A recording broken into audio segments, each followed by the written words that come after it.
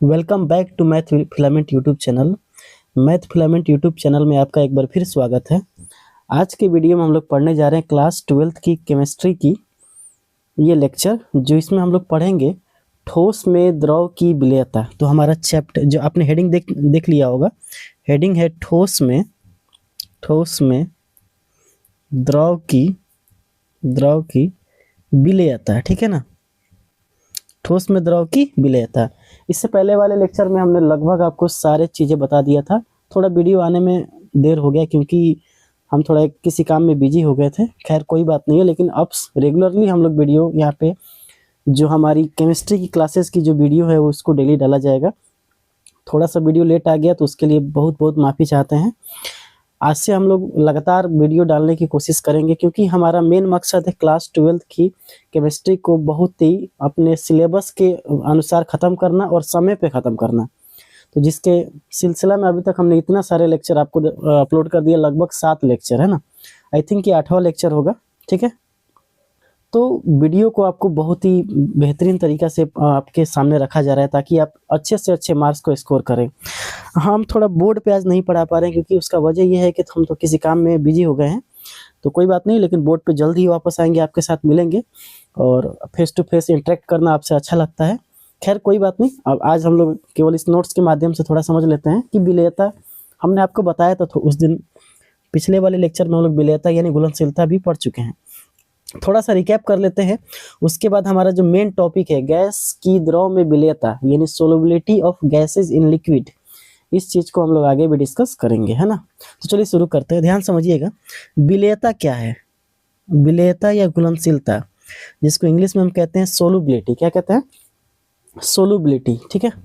तो सोलबिलिटी का मतलब क्या होता है? तो हमने आपको बताया था कि देखिए, अगर कोई बर्तन मान लेते हैं, कोई बर्तन हमने ले लिया, ठीक है ना। कोई बर्तन ले लेते हैं और कोई बर्तन जब हम ले रहे हैं, कोई बर्तन मान लीजिए हमने ले लिया और उस बर्तन में मान लीजिए हमारा क्या है, विलायक है। क्या है? विलायक। और विलायक का जो है, विलायक का अगर हम मान के चलते हैं कि उसका ताप क्या है, स्थिर है, ताप है स्थिर। मान लेते हैं कि हमारा कोई विलायक है जो H2O को हमने मान लिया, ठीक है ना। उस विलायक का हमने ताप को स्थिर कर दिया यानी ताप फिक्स कर दिया। ताप मतलब क्या कर दिया? फिक्स कर दिया, है ना। यानी ताप को हम बदल नहीं रहे हैं। और उसमें मान लेते हैं कि 100 ग्राम मात्रा, हमारा जो 100 ग्राम मात्रा है किसकी? 100 ग्राम विलायक की मात्रा, है ना। तो 100 ग्राम विलायक में अगर किसी स्थिर ताप पर किसी विलायक के 100 ग्राम में, देखिए यहाँ पे लिखा हुआ है, स्थिर ताप पर किसी विलायक के 100 ग्राम में किसी पदार्थ की जितनी अधिकतम मात्रा घोली जा सकती है उसे उस पदार्थ की विलेयता कहते हैं।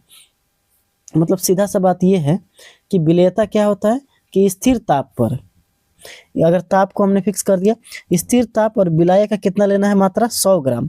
उसमें जितनी अधिकतम मात्रा आप विलय की घोल सकते हैं, जितनी अधिकतम मात्रा आप विलय की घोल सकते हैं उसे हम कहते हैं उस पदार्थ की विलेयता, ठीक है। तो 100 ग्राम में जितनी मात्रा आपने विलय की घोल लिया उसे क्या कहेंगे? विलेयता या घुलनशीलता, ठीक है। तो विलेयता की परिभाषा अगर आपसे कोई पूछे तो आप बता सकते हैं, ठीक है ना। विलेयता की परिभाषा हमने पिछले ही बताया था कि किसी भी विलयन में विलय की अधिकतम मात्रा को क्या कहते हैं? विलेयता कहते हैं। यानी 100 ग्राम एक क्वांटिटी हमने मान लीजिए ले लिया, ताप को फिक्स कर दिया, ताप हम नहीं बदल रहे हैं। तो जब भी ताप नहीं बदल रहे हैं, उस 100 ग्राम विलायक में कितने विलय की मात्रा है उसे हम क्या कहेंगे? विलेयता कहेंगे। इस बर्तन के माध्यम से आप समझिएगा कि इस बर्तन में हमने विलायक लिया है, ताप को फिक्स किया, 100 ग्राम विलायक लिया और उसमें जितनी विलय की मात्रा घोली जाएगी उसे हम क्या कहेंगे? विलेयता। क्या कहेंगे? विलेयता। चलिए, खैर यहाँ पे थोड़ा समझाना बहुत जरूरी था। अब हमारा जो मेन टॉपिक है गैस की द्रव में विलेयता, इंग्लिश में कहते हैं solubility of gases in liquid. Gas की द्रव में विलेयता, इस चीज़ को हम आगे पढ़ने जा रहे हैं, ठीक है ना। तो इसको समझाते हैं हम अच्छे से, आपको ध्यान समझिएगा। लिखा हुआ है कि अलग अलग गैसों की द्रव में विलेयता क्या होती है? अलग अलग होती है। अब कैसे अलग अलग होती है जरा समझिए ध्यान से। O2 की जो जल में विलेयता है, O2 की जो जल में विलेयता है, O2 की जल में विलेयता ये कम होता है। जबकि अगर बात करें हम, जबकि CO2 और HCl की जल में विलेयता अधिक होती है। तो हमने वही बात लिखा है कि अलग अलग गैस, जैसे O2 की बात करें हम और CO2 की बात करें, HCl की बात करें, तो O2 जल में कम घुलता है, जबकि CO2 और HCl जल में अधिक घुलता है। तो ये गैसों पे भी निर्भर करती है कि कौन गैस कितना ज़्यादा जल में घुलेगा और कौन नहीं, कम घुलेगा। अगर हम O2 की बात करेंगे तो ये कम घुलेगा, O2 क्या होगा, कम घुलेगा, है ना, जबकि CO2 और HCl एकदम अधिक मात्रा में घुल जाएंगे, अधिक घुलेगा ये, है ना। तो इसमें यहाँ पे हम क्या देख रहे हैं कि O2 की जो विलेयता है, अगर O2 की विलेयता की बात करें हम, विलेयता, ये विलेयता इसकी जल में क्या है, कम है। किसमें कम है, जल में, जबकि CO2 और HCl की जल में विलेयता क्या है, अधिक है। एक पॉइंट हमने लिखा है, जरा आप लोग इसको नोट कीजिएगा, आप लोग हेडिंग लगा के इसको लिखते भी चलिएगा, ठीक है ना। एक हेडिंग हमने लिखा है, एक पॉइंट, जरा ध्यान से इस पॉइंट को समझिएगा। गैसों का अवशोषण गुणांक, गैसों का अवशोषण गुणांक अगर अधिक होगा तो द्रव में विलेयता क्या हो जाएगी, अधिक हो जाएगी। यानी हम देखिए, हम द्रव में हम क्या घोलना चाह रहे हैं, हम द्रव में घोलना चाह रहे हैं गैस को। किसको घोलना चाह रहे हैं, गैस को। गैस की विलेयता, यही तो हमारा टॉपिक है, गैस की विलेयता। ये हमारा ये टॉपिक है। तो हम द्रव में घोलना चाह रहे हैं गैस को, तो ये बोल रहा है कि अगर गैसों का अवशोषण गुणांक यानी एब्जॉर्प्शन कोफिशिएंट, क्या नाम होता है, एब्जॉर्प्शन कोफिशिएंट अगर ज़्यादा है तो द्रव में विलेयता भी क्या होगी, ज़्यादा होगी। आइए जरा समझ लेते हैं कि अवशोषण गुणांक होता क्या है। क्योंकि अवशोषण गुणांक ज़्यादा होगा तो द्रव में विलेयता ज़्यादा होगी, अवशोषण गुणांक कम होगा तो द्रव में विलेयता भी कम होगी। अवशोषण गुणांक जिसको हम कहते हैं एब्जॉर्प्शन कोफिशिएंट, देखिए ये होता क्या है, एनटीपी। एनटीपी का मतलब होता है normal temperature and pressure. NTP का क्या मतलब होता है, नॉर्मल टेम्परेचर एंड प्रेशर, यानी सामान्य ताप एवं दाब, सामान्य ताप एवं दाब पर किसी विलायक के एक निश्चित आयतन में घुली विलेय, एक निश्चित आयतन में घुली विलेय गैस का आयतन अवशोषण गुणांक कहलाता है। जरा समझ लेते हैं इसको। देखिए इस वाले एग्जांपल से आपको बहुत अच्छे से समझ में आ जाएगा। अब जरा ध्यान से देखिएगा इस चीज़ को कि अगर एक बर्तन हमने ले लिया, ठीक है ना, एक हमारा बर्तन है, पॉट है, इस द्रव में हमने आयतन को फिक्स कर दिया, कुछ भी हो सकता है। मान लीजिए हमने आयतन ले लिया कितना, 2 लीटर, ठीक है। अगर इस 2 लीटर आयतन में मान के चलिए कि हम लोग 2 गैसों को घोल रहे हैं, एक घोल दिए मान के चलिए HCl और एक घोल दिए कोई और गैस, मान के चलिए N2। तो मान लीजिए जो HCl घुला है वो 0.5 घुल गया लीटर और N2 घुल गया 0.01 लीटर। तो अब आपने क्या देखा यहाँ पे कि HCl जो है ये ज़्यादा मात्रा में घुल रहा है। तो जितनी मात्रा में, आयतन तो 2 ही लीटर है ना, 2 लीटर में HCl कितना घुला है, तो 0.5, जबकि N2 कितना घुला है, 0.1। तो जितना घुलेगा फिक्स आयतन यानी निश्चित आयतन में गैस जितना घुलता है, गैस की घुली हुई मात्रा को हम अवशोषण गुणांक कहते हैं। तो यानी इसका कहने का मतलब ये हुआ कि HCl का अवशोषण गुणांक क्या हो जाएगा, अगर HCl की बात करें हम, HCl का जो अवशोषण गुणांक हो जाएगा वो 0.5 हो जाएगा, जबकि N2 का अवशोषण गुणांक कितना हो जाएगा, 0.1 हो जाएगा, ठीक है। तो वही बात हमने यहाँ लिखा है कि हमने आयतन को कर दिया निश्चित और इसमें हमने किसको घोल दिया, CO2 को, और CO2 घुला कितना है, 0.5 लीटर। तो यहाँ पे 0.5 लीटर ही क्या होगा, अवशोषण गुणांक होगा। यानी अगर हम ये बात बोले आपसे कि CO2 का जो एब्जॉर्प्शन कोफिशिएंट यानी अवशोषण गुणांक कितना होगा, तो 0.2 लीटर होगा, है ना। अगर जिस गैस का अवशोषण गुणांक ज़्यादा होता है, जिस गैस का अवशोषण गुणांक क्या होता है, ज़्यादा होता है, उसकी द्रव में विलेयता भी क्या होती है, ज़्यादा होती है। कोई दिक्कत है यहाँ तक? तो वही चीज़ हमने लिखा है कि एनटीपी पर, नॉर्मल टेम्परेचर एंड प्रेशर पर, सामान्य ताप एवं दाब पर किसी विलायक की एक निश्चित आयतन में, यानी विलायक का क्या लेना है, एक निश्चित आयतन, और उसमें घुली गैस का आयतन को हम क्या कहते हैं, अवशोषण गुणांक कहते हैं। क्या कहते हैं उसको, अवशोषण गुणांक कहते हैं। कोई दिक्कत यहाँ तक मुझे लगता है नहीं होना चाहिए, ठीक है। चलिए आगे समझते हैं। तो हमने क्या क्या समझ लिया यहाँ पे, हमने समझा कि विलेयता क्या होती है, हमने समझ लिया कि विलेयता क्या होती है। विलेयता के बारे में हमने समझ लिया कि स्थिर ताप पर किसी विलायक के 100 ग्राम में किसी पदार्थ की जितनी अधिकतम मात्रा घोली जा सकती है उसे हम क्या कहते हैं, उस पदार्थ की विलेयता कहते हैं, ठीक है ना।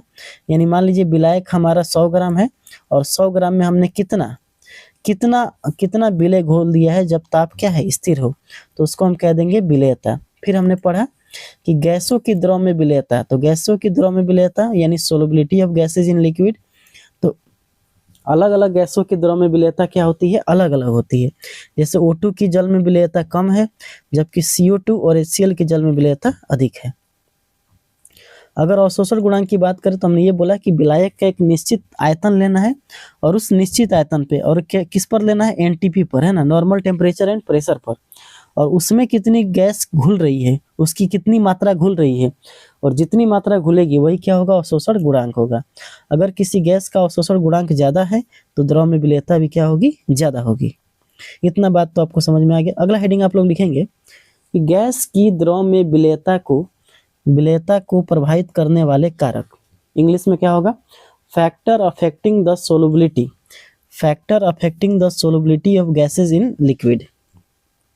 तो मतलब गैस की द्रव में विलेयता, यानी हम द्रव में किसको घोलना चाह रहे हैं, गैस को, माने कैसे घुलेगी, और उसको घोलने के लिए यानी द्रव में गैस को घोलना है तो क्या क्या कारक यानी क्या क्या चीज़ें जिम्मेदार है उसके लिए। तो सबसे पहला जिम्मेदार कौन है, जरा उसको देख लेते हैं।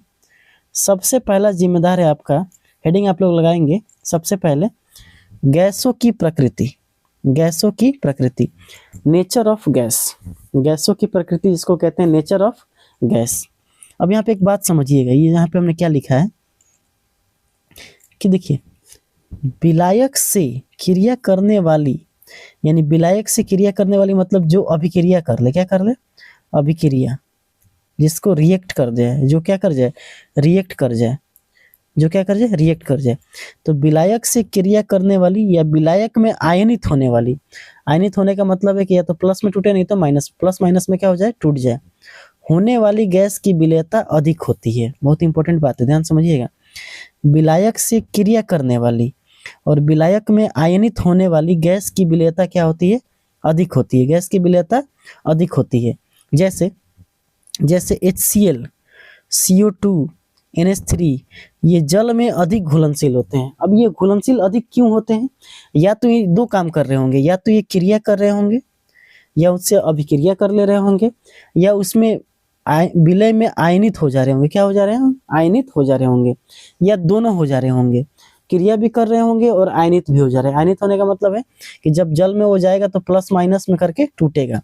अच्छा से समझ में आएगा जब एग्जाम्पल आप देखेंगे, ठीक है ना। इस एग्जाम्पल को जरा आप ध्यान से देखिए। सबसे पहले HCl को देखिए, HCl क्या कर रहा है, HCl को आप ध्यान से देखेंगे तो HCl जब आप उसको जल में घोल रहे हैं तो जल में घुलने के बाद इसको कहते हैं इरिवर्सिबल, रिवर्सिबल रिएक्शन, है ना। मतलब ये रिएक्शन दोनों तरफ हो सकता है, अगर आप इधर से जाएंगे तो ये बन जाएगा, इधर से जाएंगे तो ये बन जाएगा, इसका मतलब ये हुआ, ठीक है। तो देखिए HCl को जब आपने जल में घोला तो ये टूट गया H प्लस और Cl माइनस में, H प्लस और Cl माइनस में, H प्लस और Cl माइनस में। देखिए तो ये वाला क्या हुआ, आयनित हुआ है, क्या हुआ है, आयनित हुआ है, क्या हुआ है, ये आपका आयनित हो गया है, आयनित, आयोनाइज्ड हो गया है, क्या हो गया, आयोनाइज्ड। मतलब हमने जो हाइड्रोक्लोरिक एसिड है उसको हमने जब जल में डाला तो वो H प्लस और Cl माइनस में क्या हो गया, टूट गया, इसका मतलब ये आयनित हो गया।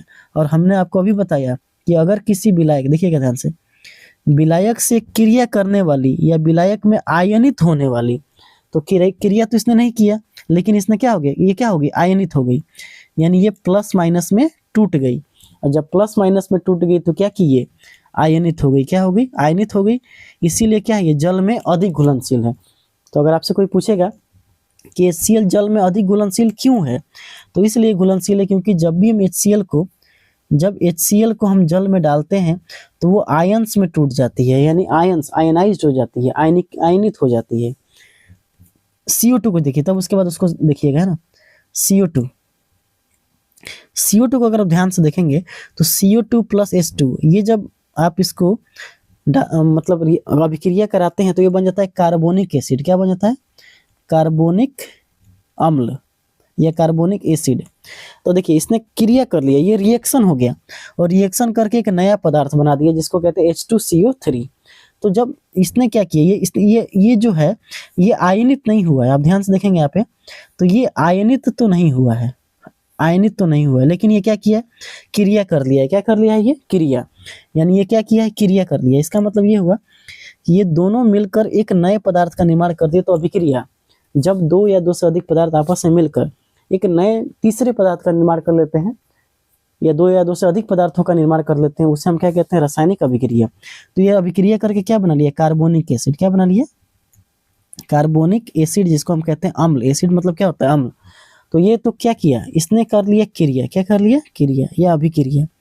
क्रिया क्या, या अभिक्रिया, रिएक्ट कर गया है ना, अभिक्रिया।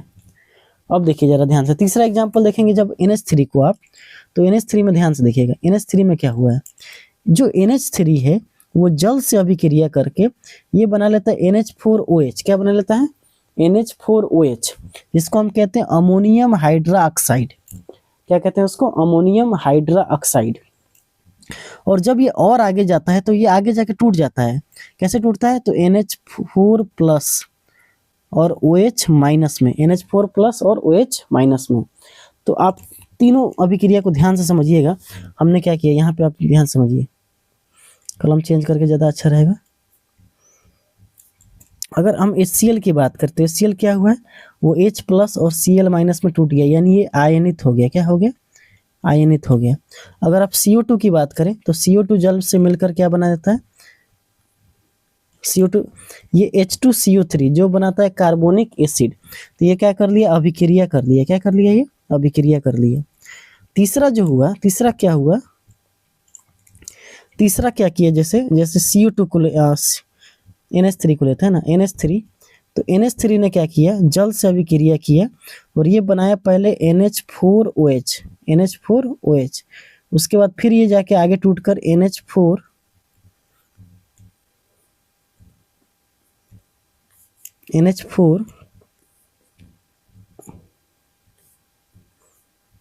NH4 प्लस और OH माइनस में टूट जाता है।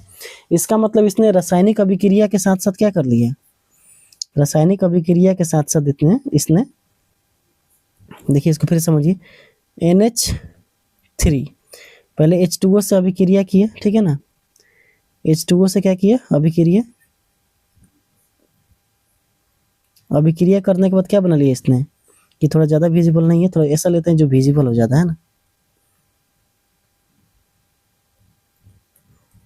देखिए, तो इसने क्या किया, NH4OH ये बना लिया और फिर ये आगे जाकर क्या करता है, NH4 प्लस और OH माइनस में टूट जाता है। तो इसने क्रिया भी किया, क्रिया करके और उसके बाद आयनित भी हो गया। तो ये दोनों हो गया, तो ये तो और घुलनशील हो जाएगा, है ना। तो इसका मतलब हमने वही चीज़ लिखा है कि जो विलायक से क्रिया करती है या विलायक में आयनित हो जाती है, उसकी गैस की विलेयता, उस गैस की विलेयता क्या होगी, ज़्यादा होगी। इसका मतलब HCl ये आयनित हो गया तो विलेयता ज़्यादा होगी, आयनित भी हुआ और क्रिया भी किया तो इसकी विलेयता ज़्यादा होगी। ये केवल क्रिया कर लिया तो इसकी विलेयता ज़्यादा होगी।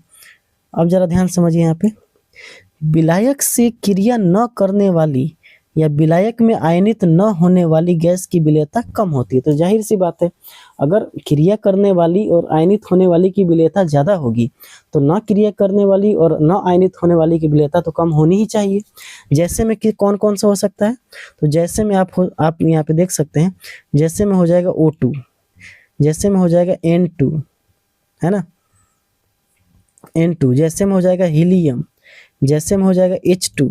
तो ये सब जो गैसें होती है ये न तो क्रिया करती है और न ही विलायक के साथ मिलकर टूटती है, यानी न तो आयनित होगी, आयनित भी नहीं होगी, ये सब आयनित नहीं होगी और न ही क्या करेगी, क्रिया करेगी। तो क्रिया नहीं किया, आयनित नहीं होता, ये विलायक क्या हो जाएगा, ये जो विलायक में कम घुलनशील होगा। क्या हो जाएगा, कम घुलनशील, बहुत ही कम घुलनशील होगा। तो यहाँ पे हमने वही चीज़ लिखा है कि बहुत ही कम मात्रा में, बहुत ही कम मात्रा में क्या होती है, घुलनशील होती है, बहुत ही कम मात्रा में घुलनशील होती है। कोई दिक्कत, बहुत ही कम मात्रा में क्या होती है, घुलनशील होती है, ठीक है, बहुत ही कम मात्रा में घुलनशील होती है। तो यहाँ तक कोई दिक्कत हमें लगता है नहीं होनी चाहिए, ठीक है। तो अब जरा SO2 को देख लीजिए।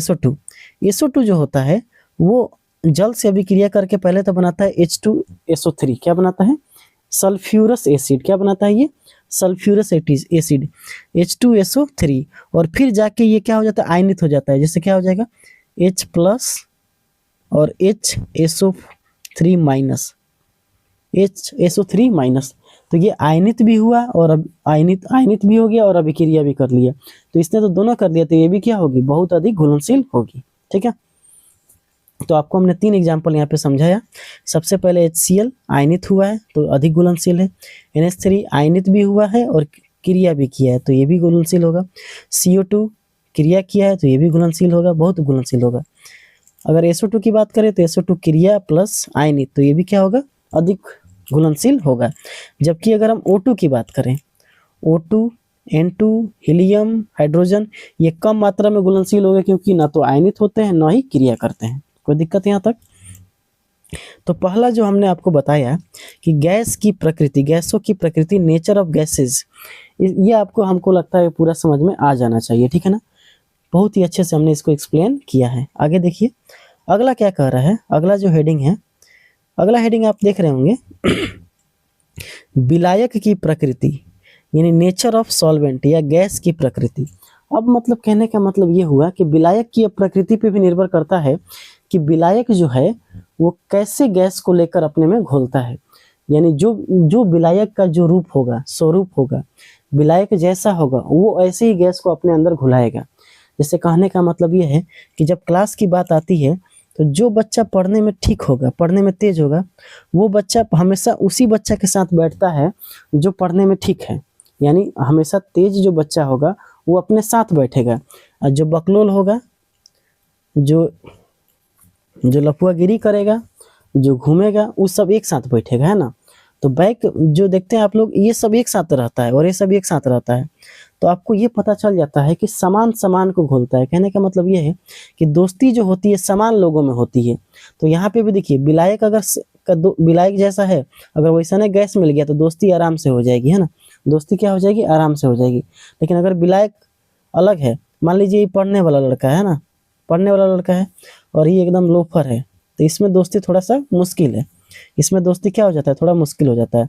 तो वही सिद्धांत है लाइक डिजोल्व लाइक्स, यानी समान समान को घोलता है। मतलब जो विलायक की प्रकृति होगी, अगर वो गैस की भी प्रकृति होगी तो आपस में क्या कर लेंगे, घुलनशील हो जाएंगे। अब देखिए जरा ध्यान से इस एग्जाम्पल में, आप जरा ध्यान से देखिएगा। अगर हम यहाँ पे बात करें,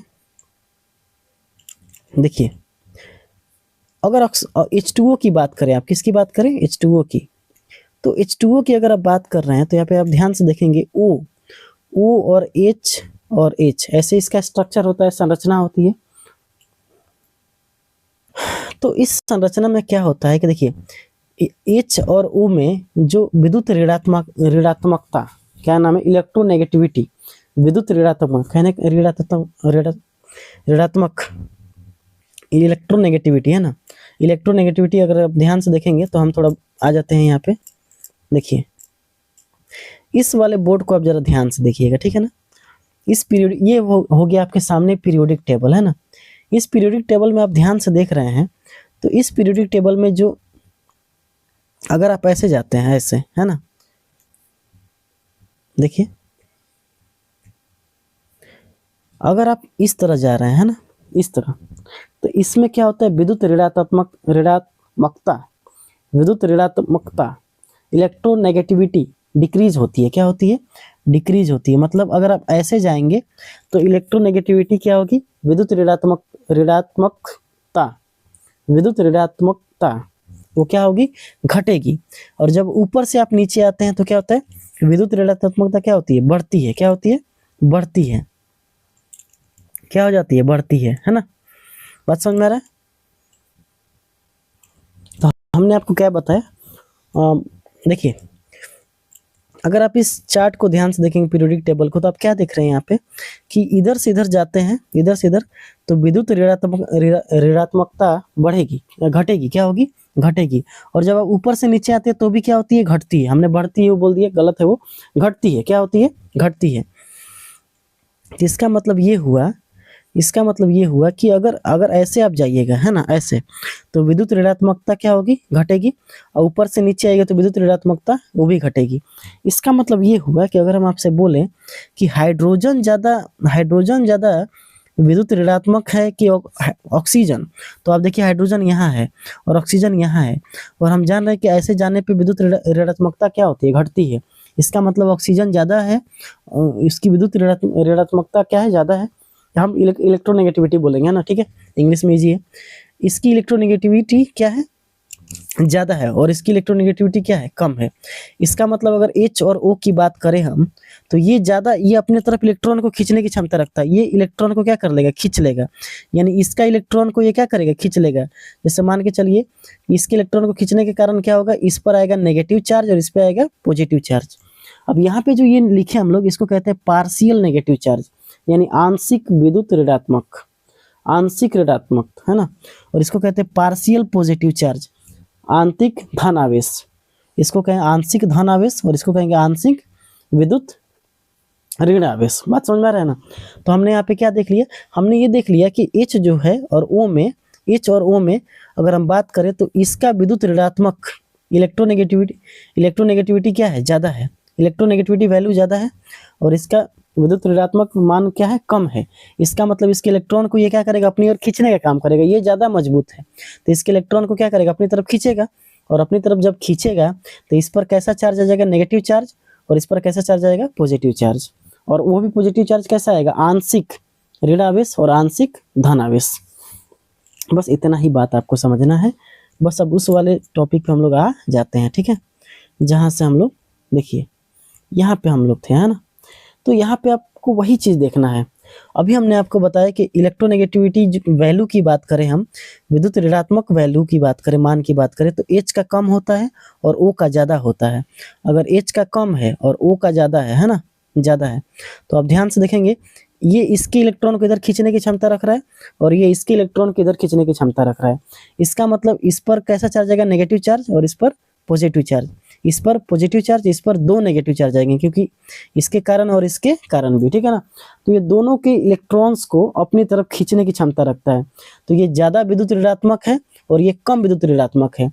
अगर ऐसे कोई भी गैस, अगर मान लीजिए इस तरह का कोई भी गैस इस तरह की नेचर को शो कर रहा है, यानी इस तरह की प्रकृति को दिखा रहा है, तो वो गैस कैसा विलायक है, ध्रुवीय विलायक। कैसा गैस है, ध्रुवीय विलायक, जिसको हम कहते हैं पोलर सॉल्वेंट। क्या कहते हैं उसको, पोलर सॉल्वेंट। कैसे पहचान कीजिएगा आप, मान के चलिए कि हमने ऐसा, अगर हम ऑक्सीजन की H2O की बात करें, H2O कैसा विलायक, आपसे कोई पूछेगा कि बताओ H2O कैसा विलायक है, तो आप बोलोगे ध्रुवीय विलायक है। लेकिन कैसे, तो आप बोलोगे बताओ, देखो भाई ऐसा है कि H और O की ऐसा इसका क्या होती है, संरचना होती है। अगर हम ध्यान से देखें तो ऊपर जो होता है ये कम विद्युत ऋणात्मक है और ये ज़्यादा विद्युत ऋणात्मक है, तो इसके इलेक्ट्रॉन्स को ये खींचेगा और इसके भी इलेक्ट्रॉन्स को ये खींचेगा। तो जब ये इलेक्ट्रॉन्स को खींचता है तो इस पर एक नेगेटिव चार्ज आता है, तो इस पर क्या आ जाएगा, पॉजिटिव चार्ज। और नेगेटिव और पॉजिटिव चार्ज भी कैसा आएगा, आंशिक धन आवेश और आंशिक ऋण आवेश। ये आंशिक ऋण आवेश है और ये आंशिक धन आवेश है। आंशिक धन आवेश एक और आएगा तो इस पर डबल नेगेटिव चार्ज आ जाएगा, है ना। तो ये इस तरह का जो भी नेचर दिखाएगा, वो जो विलायक होगा उसको हम कहते हैं ध्रुवीय विलायक। ध्रुवीय विलायक का मतलब होता है प्लस माइनस उसमें आना चाहिए। अगर ध्रुवीय विलायक H2O है, क्या है, H2O अगर ध्रुवीय विलायक है तो ये हमेशा अपने अंदर ध्रुवीय गैस को घोल लेगा आराम से। अगर ध्रुवीय गैस इसमें डालेंगे हम लोग तो क्या कर जाएगा, अधिक घुलनशील हो जाएगा। हमने अभी आपको तो बताया कि जो जैसा होता है उसी के साथ रहना पसंद करता है। तो ये ध्रुवीय है, विलायक ध्रुवीय है, तो ये हमेशा ध्रुवीय गैस के साथ रहना पसंद करेगा, है ना। अगर दो लोगों में दोस्ती हो रही है तो इसका मतलब ये फिक्स है कि दोनों लोगों का नेचर कुछ ना कुछ, मतलब कि लगभग 70 to 80% तक मैच कर रहा है, तभी तो दोस्ती हुई है। अगर अलग अलग अपोजिट नेचर के होते तो दोस्ती नहीं होती। सेम टू सेम अगर ध्रुवीय विलायक वाला है तो ये अपने साथ ध्रुवीय गैसों को घोला लेगा एकदम आराम से, कोई दिक्कत नहीं है। ध्रुवीय गैस इसमें क्या होंगे, अधिक घुलनशील होंगे, कोई दिक्कत यहाँ तक। तो जरा HCl को आप ध्यान से देखिए, HCl का स्ट्रक्चर देखिए। HCl में आप ध्यान से देखेंगे, जरा पीरियोडिक टेबल में फिर आ जाते हैं ना, देखिए पीरियोडिक टेबल को, H और Cl पे आप ध्यान दीजिएगा। H कहाँ है, H भाई साहब आपका यहाँ है। हमने आपको बताया कि यहाँ से आता क्या होती है, देखिए ध्यान से देखिए। अगर हम ऐसे जाते हैं तो क्या होते हैं, विद्युत इलेक्ट्रोनेगेटिविटी घटती है, और ऊपर से नीचे आते हैं तो क्या होते हैं, तब भी घटती है ना।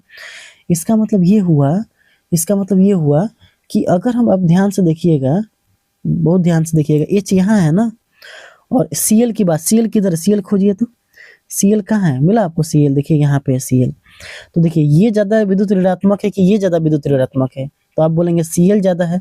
इसका मतलब अगर इसमें अगर बॉन्ड बनाएंगे, आप बंधन बनाएंगे, तो ये जो है ना, इसके इलेक्ट्रॉनों को अपनी तरफ खींचने का काम करेगा। इसका मतलब ये इस पे आएगा पॉजिटिव चार्ज, इस पे आएगा नेगेटिव चार्ज। इतना ही तो बात आपको समझना है, सिंपल बात, ठीक है।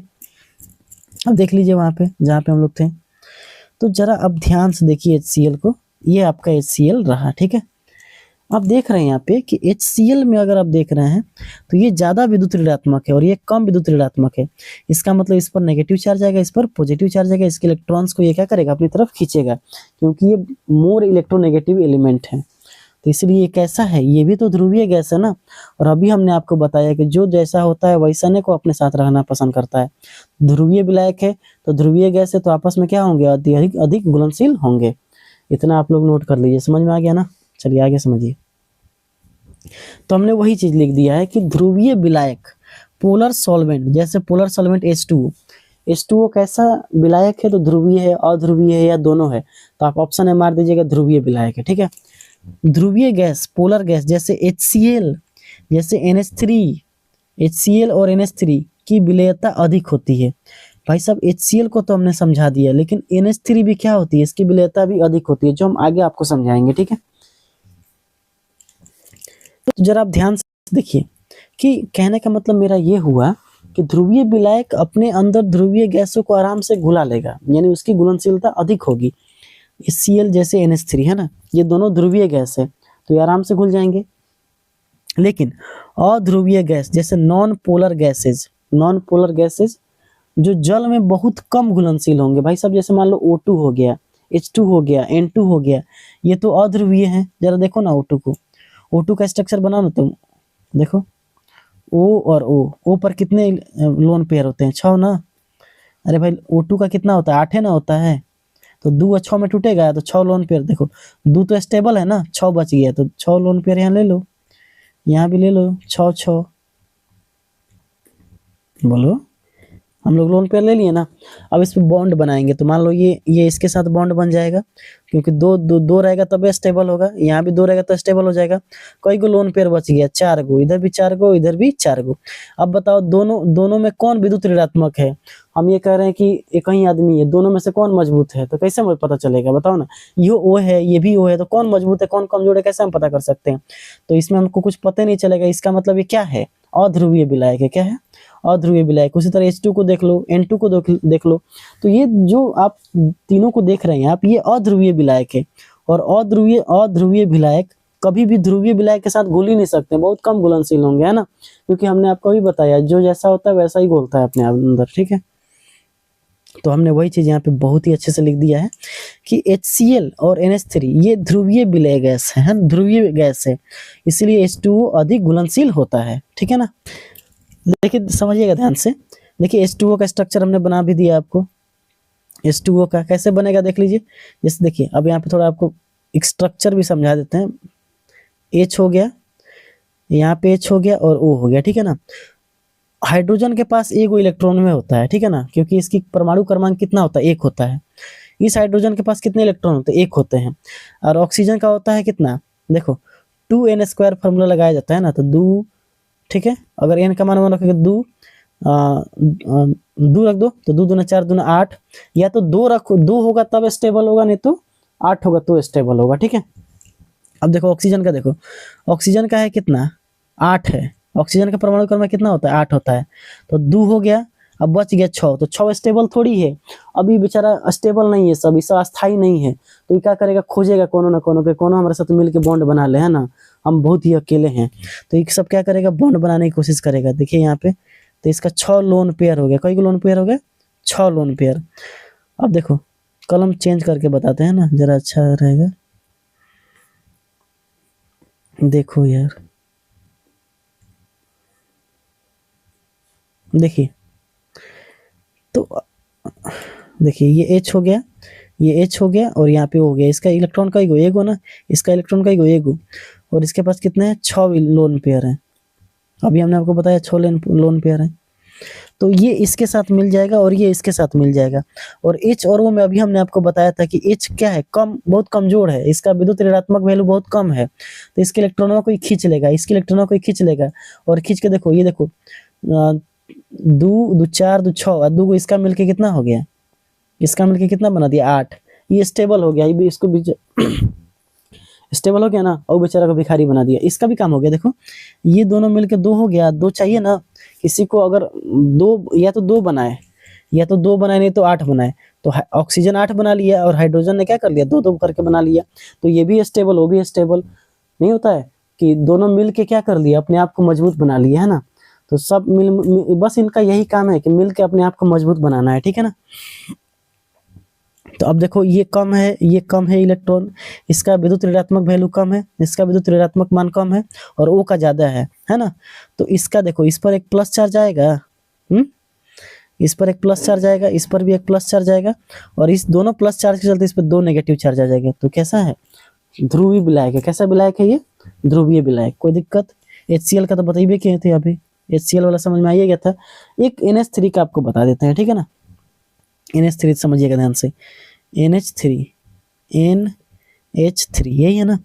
देखिए भाई N का अगर बात करें तो N पर का परमाणु क्रमांक होता है 7। कितना होता है 7। तो इसको बांट दो 2, अब बचा कितना 5, क्योंकि 2 से स्टार्ट होता है।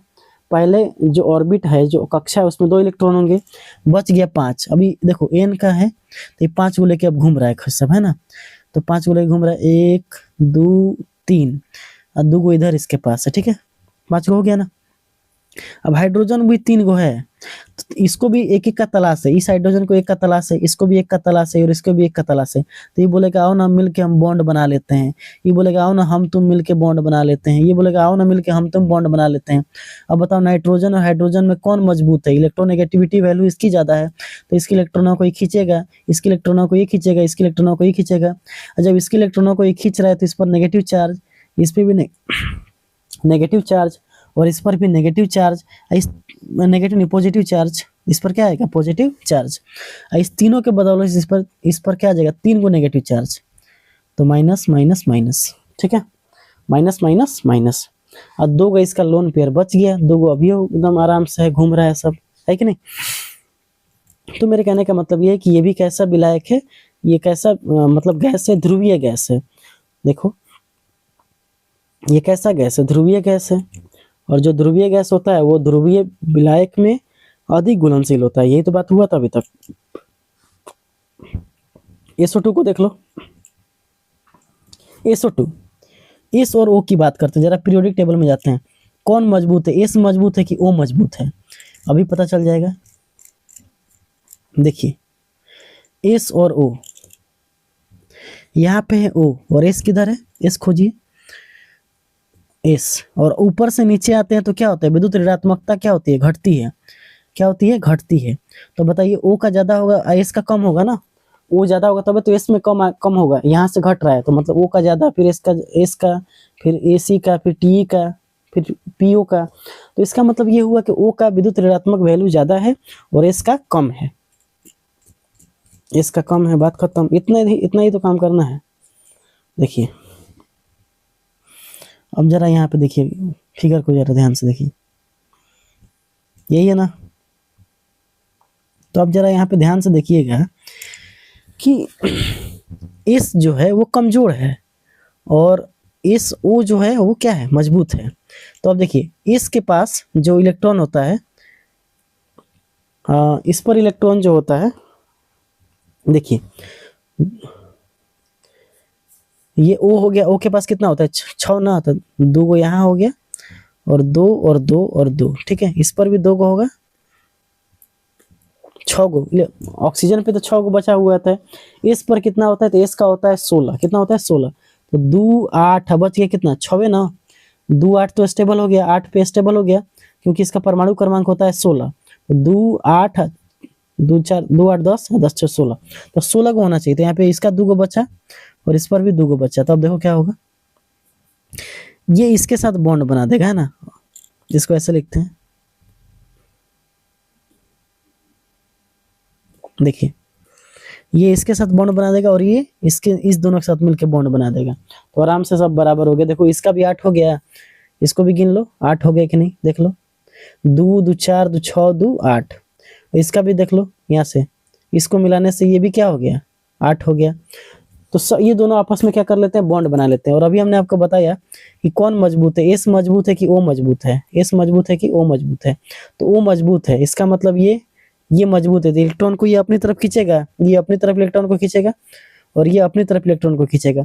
तो इस पर जब खींचेगा तो ये क्या हो जाएगा, नेगेटिव चार्ज, तो इस पर आएगा प्लस चार्ज, इस पर नेगेटिव चार्ज, तो इस पे क्या आएगा, डबल प्लस चार्ज। ठीक है, तो इसका मतलब ये हुआ कि ये भी क्या है, ध्रुवीय गैस है। और जो ध्रुवीय गैस होता है, ध्रुवीय विलायक में अधिक घुलनशील होते हैं। कोई दिक्कत? अब जरा O2 को देख लो, O2 की बात कर ले। तो O2 में देखो, O2 में 6 को होता था ना लोन पेयर, यहाँ भी 6 को होता था, 2 को मिला के बना दिया। तो क्या होगा, कम घुलनशील होगा, क्योंकि दोनों एक ही अदमिया है, तो कौन मजबूत है कैसे पता चलेगा, है ना। तो ये अध्रुवीय गैस है।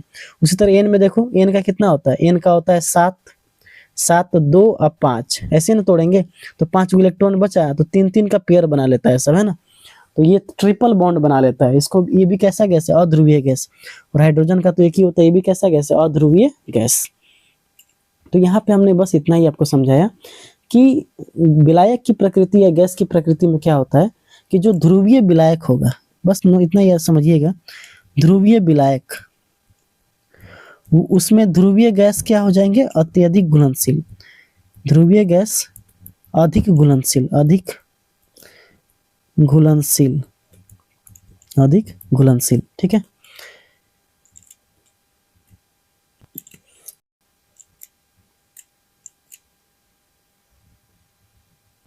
अगला हेडिंग हमारा जो है वो है ताप का प्रभाव, इफेक्ट ऑफ टेम्परेचर, है ना, इफेक्ट ऑफ टेम्परेचर। देखिए, जैसे हमने ये बोला है कि इफेक्ट ऑफ टेम्परेचर, तीसरा जो कारक है वो ताप है। कैसे ताप जरा समझते हैं। मान लेते हैं कि एक बर्तन हमने लिया है ए, है ना, और उसमें हम घोलना चाह रहे हैं CO2 को, लेकिन उसका तापमान हमने ले लिया 10 डिग्री सेंटीग्रेड, और हमारा पानी की जो मात्रा है वो 2 लीटर है। दूसरा बर्तन हमने लिया है बी, और उसका तापमान है 50 डिग्री सेंटीग्रेड, और उसमें जल की मात्रा है 2 ही लीटर, यानी पानी हमने समान लिया है, और ये बर्तन का नाम क्या है, बी। तो आपको बताना है कि किस बर्तन में जो CO2 होगा अधिक घुलनशील होगा। तो इसका जवाब आप अभी दीजिएगा, है ना। तो देखिए, आपको मैंने बताया था हेनरी के नियम में, है ना, हेनरी के नियम में हमने क्या बताया था कि स्थिर ताप और दाब पर, है ना। ठीक है, ध्यान से देखिए, वहां पे हम लोग देख रहे थे कि जब भी हम सोडा वाटर जो था उसको दाब बढ़ाकर क्या करते थे, हेनरी के नियम में, कि सोडा वाटर को हम लोग उसमें सोडा वाटर में जो CO2 को घोलते थे, ठीक है ना। तो कैसे घोलते थे, जब हम CO2 को जब घोलते थे सोडा वाटर या कोल्ड ड्रिंक्स में, तो हम ये देखते थे कि दाब हमने बढ़ाया था, तो दाब बढ़ाते थे तो CO2 की घुलनशीलता भी क्या होती थी, बढ़ जाती थी। लेकिन आपने एक चीज नोटिस किया होगा वहां पे, कि जब हम दाब बढ़ा रहे हैं लेकिन हमने ताप कम रखा था, यानी सोडा वाटर उसमें CO2 घुला तभी रहेगा जब तक हम उसको ठंडे, यानी उसको फ्रिज में नहीं रखेंगे। तो फ्रिज में नहीं रखेंगे तो जो घुलवे नहीं करेगा। इसका मतलब हमको ताप कम रखना पड़ेगा, यानी जिसका तापमान कम होगा, जिसका तापमान क्या होगा, कम होगा। अगर आप ध्यान से देखें तो इसका तापमान और इसका तापमान में दोनों का तापमान कौन है, इसका ना कम है। इसका मतलब इसमें CO2 आसानी से घुल जाएगा, अधिक घुलनशील होगा, जबकि 50 डिग्री वाले में अधिक घुलनशील नहीं होगा। ठीक है ना, क्योंकि सोडा वाटर को जब हम लोग घोल रहे थे, सोडा वाटर में CO2 को घोल रहे थे, तो दाब बढ़ाया था हमने, दाब बढ़ा के बंद कर देते थे, लेकिन हम जो तापमान थे उसको हम कम रखते थे, है ना, तभी तो ठंडा रखते थे उसको, है ना। देखिए, तो वही बात हमने लिखा है कि देखिए होता क्या है कि ताप बढ़ाने पर किसी गैस की द्रव में घुलनशीलता घटती है। ताप अगर आप बढ़ाएंगे तो किसी गैस की द्रव में घुलनशीलता क्या हो जाती है, घटती है, क्योंकि गैस का द्रव में घुलना एक ऊष्माक्षेपी अभिक्रिया है।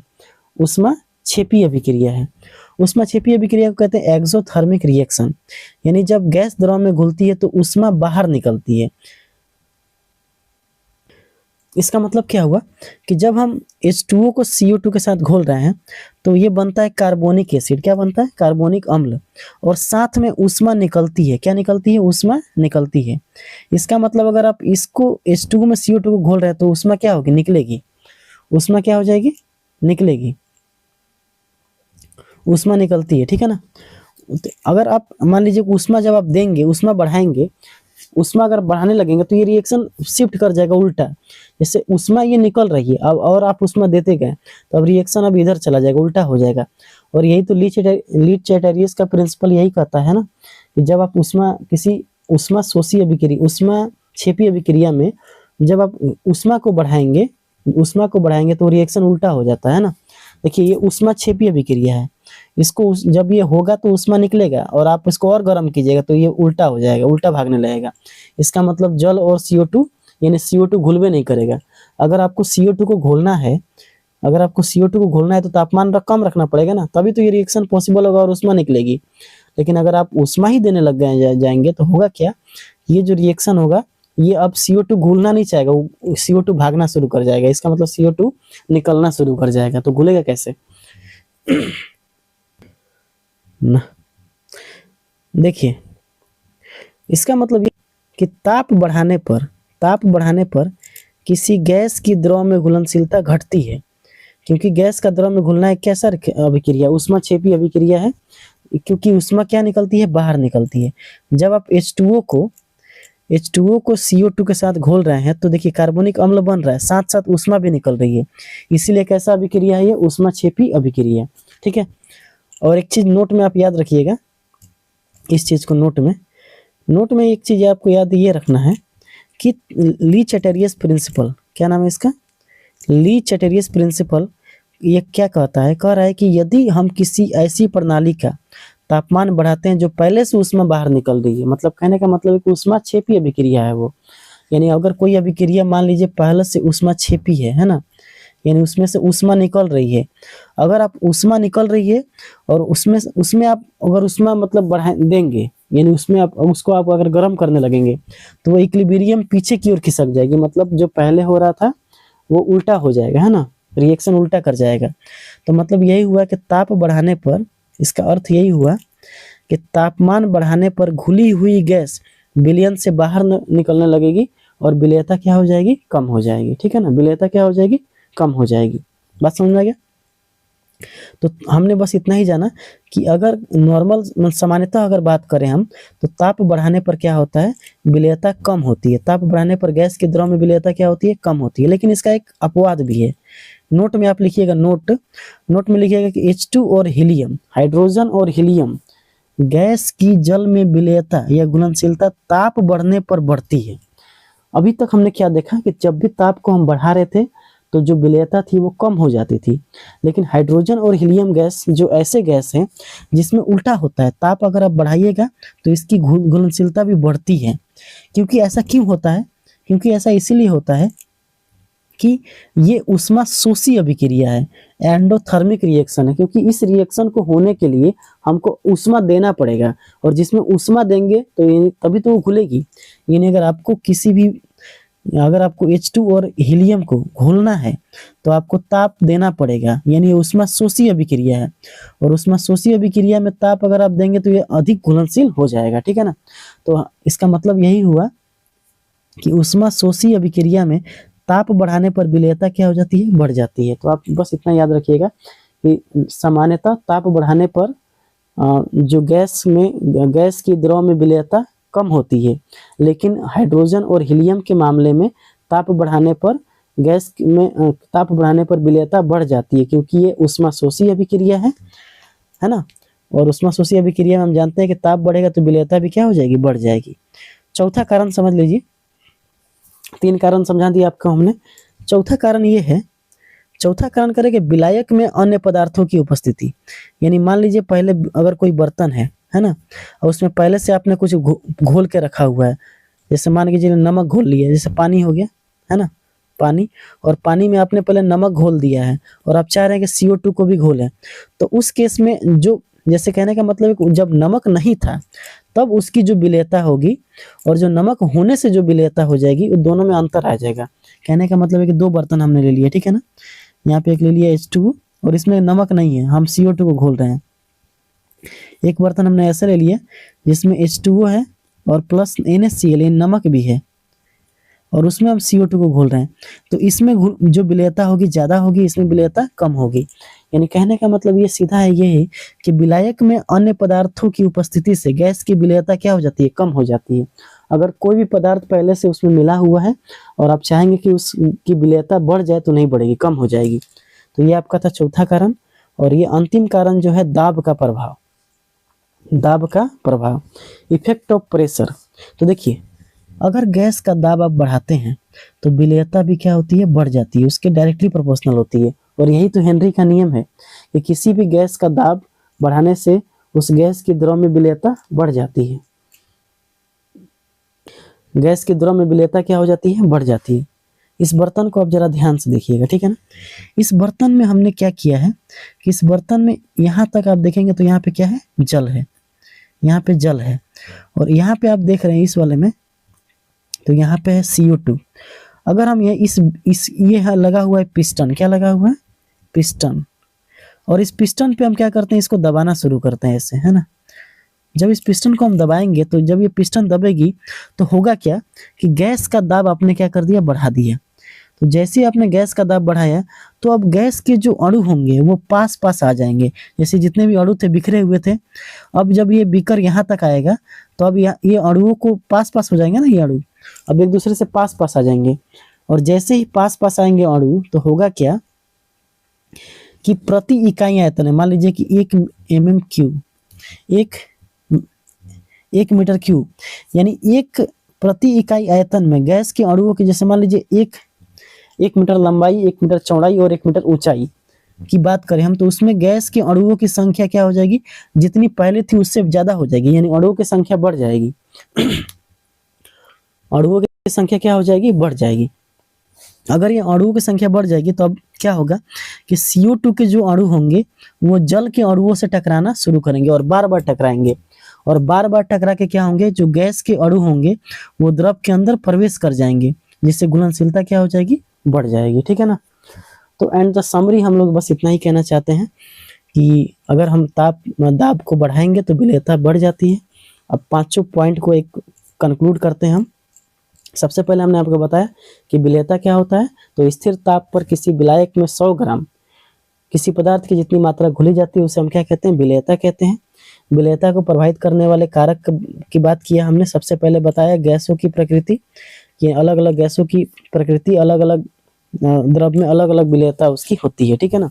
जैसे HCl, CO2 और N3 अधिक घुलनशील होते हैं, जबकि O2, N2 और हीलियम ये सब कम घुलनशील होते हैं। फिर हमने बताया कि विलायक की प्रकृति, ध्रुवीय विलायक में ध्रुवीय गैस अधिक घुलनशील होते हैं। फिर हमने आपको बताया कि ताप का प्रभाव, ताप बढ़ाने पर जो गैस की द्रव में विलेयता कम हो जाती है, यानी घट जाती है। फिर हमने आपको बताया कि विलायक में पहले से कोई चीज मिला हुआ है, यानी अन्य पदार्थों की उपस्थिति है, तो गैस की विलेयता कम हो जाती है। दाब के बारे में हमने बताया कि गैस का दाब अगर बढ़ाएंगे तो विलेयता बढ़ जाती है, ठीक है ना। तो ये था आज का पूरा लेक्चर, है ना। तो इतना आपको हमने आज समझा दिया, ठीक है ना। तो मिलेंगे अगले क्लास में, तब तक के लिए गुड बाय। और आप लोग ध्यान रखिएगा अपना और इसको देखते रहिएगा, इसका नोट्स जरूर बना लीजिएगा। मिलेंगे अगले क्लास में, तब तक के लिए जय हिंद।